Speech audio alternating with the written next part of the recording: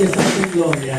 En el nombre de Jesús de Nazaret te damos gracias, Señor, por este momento tan especial que tú nos has dado, Dios eterno, en esta hermosa noche, Señor, de haber estado, Dios eterno, en una segunda noche de campaña, Señor. Gracias por cada uno de mis hermanos, Señor amado, que se hizo presente, Señor, en esta noche. Así, Padre Celestial, te rogamos que tú nos despidas en paz de este lugar. Llévanos, Señor, con bendición a nuestros hogares, Señor, de los cielos, y que podamos así, Señor, el día de mañana regresar nuevamente, Dios, a este lugar para seguir gozándonos en tu presencia. Gracias, Padre, gracias, Hijo, y gracias, Espíritu Santo. Amén, Señor, y amén. Y el pueblo de Dios dice amén. Gloria a Dios. Que Dios les bendiga. Saludamos unos a otros. El día de mañana, la iglesia local, a las 7 de la noche estaremos dando inicio al servicio. Aleluya. También allá está mi negro vendiendo los CDs.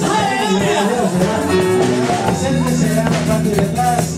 Aleluya, para que pueda comprar esos CDs, amén, que nuestro hermano está vendiendo. Gloria al nombre del Señor. Así que la iglesia Casa de Oración Villanueva, mañana a las 7 de la tarde damos inicio a la tercera noche de campaña. Gloria al nombre del Señor.